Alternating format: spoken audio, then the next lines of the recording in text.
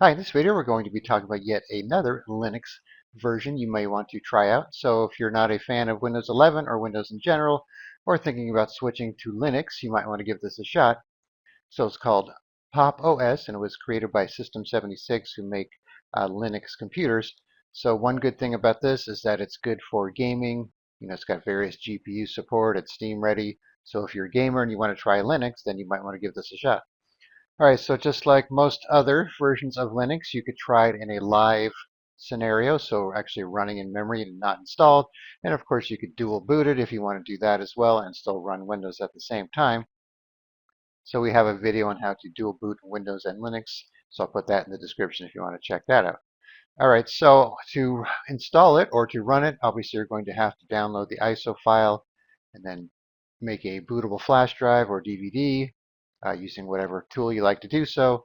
So I'll also put a link in the description for a bunch of media creation tools that you could check out. Alright, so once you boot up to it, you'll be on this screen here. So it's technically not installed, it's just running in memory. So you could actually, click around here and actually check it out before installing it. So we're going to install it and then we'll go through some of the features here. Alright, so from this screen, you could pick your language, and then your input language for your keyboard layout here. Alright, then you could do a clean install. So this will erase everything on the drive you're going to put it on and then install it. Or you could use this option to make your own partitions. So of course you could install this on its own dedicated hard drive, or you could actually, shrink down your Windows drive if you have room to shrink it down and then install it on a separate volume there. Alright, so we're going to be using a dedicated hard drive for this. So we're going to click the clean install option. So here's the drive we're going to put it on. So we'll click erase and install. So anything on this drive is going to be wiped, so just keep that in mind. Alright, we'll give this user a name of Bob, and it matches the username here. They don't have to be the same, but it just copies it from here and makes it lowercase. Alright, we'll assign a password to this account.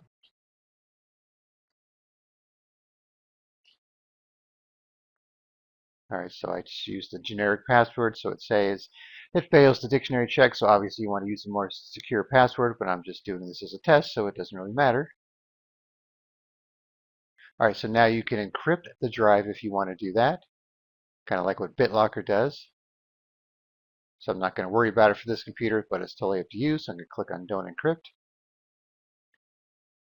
Alright, so now it's partitioning the drive and extracting the files. So it's going to start the installation, so I will pause the video during this part, and then we'll be back when it's ready for the next step. Alright, so the main installation is complete, so it only took maybe 5 minutes or so. So we'll click on Restart Device.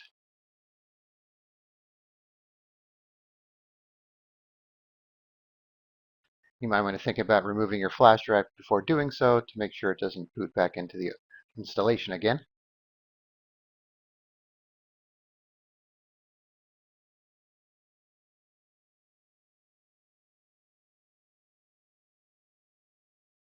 Alright, so here's our account and our password.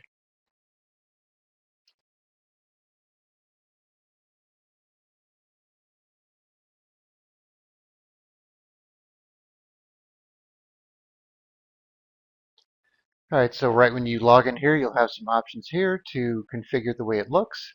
We already have some updates available as well. So for your dock down here, which is like the taskbar, you could have no dock, have it go all the way to the edge, or just have it go to where it's needed. So we'll just stick with the default, click on Next. Then we have our top bar here at the top, so you could have that shown or not. We'll just leave it as is. Now it's telling us how to switch applications from the launcher. And if you have a touch screen, you could even use some gestures. And then, of course, you could have light and dark mode, just like within Windows. We'll stick with dark. And then if you want to enable location services for tracking your device and that type of thing. All right, so now you could pick your time zone.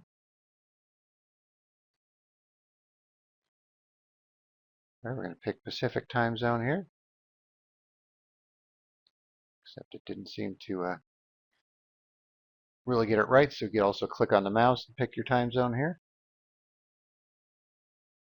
Then you could connect your online accounts as well if you want to do that. We'll skip that for now, and then we'll start using Pop! OS. All right, we could check out the updates while we're here.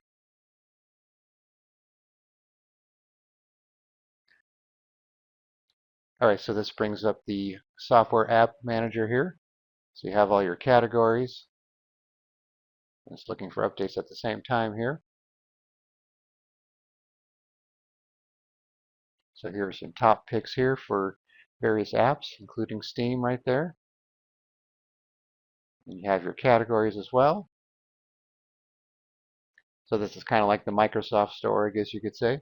And of course, you could download apps from other Linux repositories or via the command line. So let's say we wanted to install the Nuclear Music Player. Just click on Install. You can see it's downloading there, the little status bar. All right, so this will probably take a few minutes, so we'll pause the video once again and be back when it's done downloading and installing. All right, so it's been installed. We can open it if we want.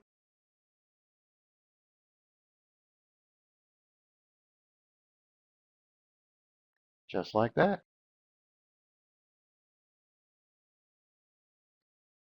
Okay, so let's just go over some of the features here. So we have our main panel down here.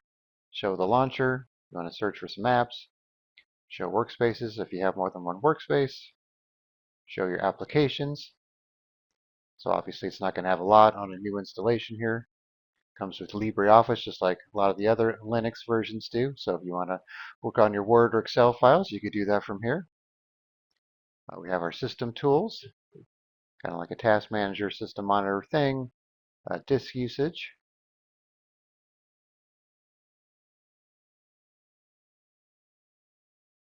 We want to view our disks themselves. Check out the partitioning and so on. And then we can check out files as well, so kind of like a file explorer. So you kind of have your quick launch sections here, desktop and documents and downloads and so on, like you do with Windows. And if you click on other locations, you could search your network or the main computer drive itself,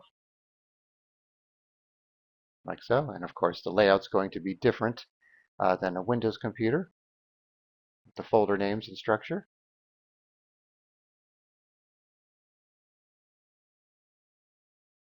If you want to check your startup apps, you could do that from here. And add some others. Power options, network configuration. So if you want to do maybe a manual IP address instead of DHCP, you could come here and do that, or configure IPv6. And then we have utilities here. So archive manager for zip files, character map like Windows has, document viewer, document scanner. You want to view your fonts as an image viewer, that type of thing, and then you could create a new folder. All right, and then down here we saw the Files app. You have a terminal, of course, Pop Shop, which will just take you back to the apps there. And then we have a main settings app here. So we'll just kind of go through these really quickly here, show your network connections, Bluetooth if you have it enabled, desktop options. So some of these settings will have additional subcategories, as you can see. Notification settings, applications, privacy options,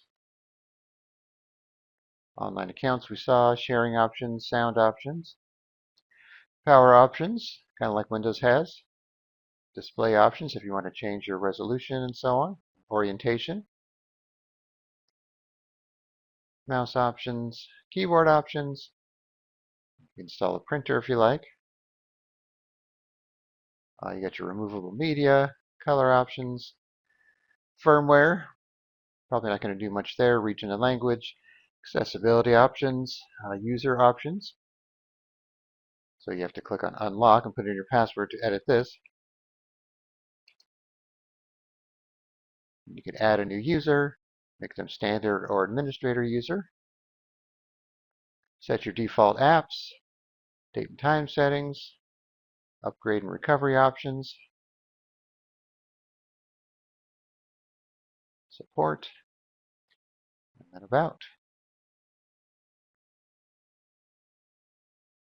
All right, then up top here we have our workspaces again, applications again, window options, network settings, volume. You can get to the settings again, lock the computer, power off options, and so on. And if you right click on the desktop, new folder, select all, arrange your icons, show desktop and files, open a terminal, change the background, see what kind of backgrounds we have, because I'm not super thrilled with this one.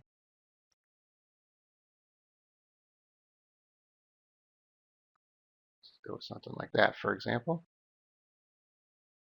And we saw these other options here. All right, so as you can see, Pop! OS, it's kind of a cool operating system. It's still Linux, but it kind of looks a little different compared to many of the other flavors of Linux. And then, like I said, if you're a gamer, you might like it for the gaming support. And of course, too, you could just try it out by booting to the flash drive or DVD and running it in memory before you decide to install it. All right, so I'll put a link in the description where you could download Pop! OS and then you can try it out for yourself. All right, thanks for watching and be sure to subscribe.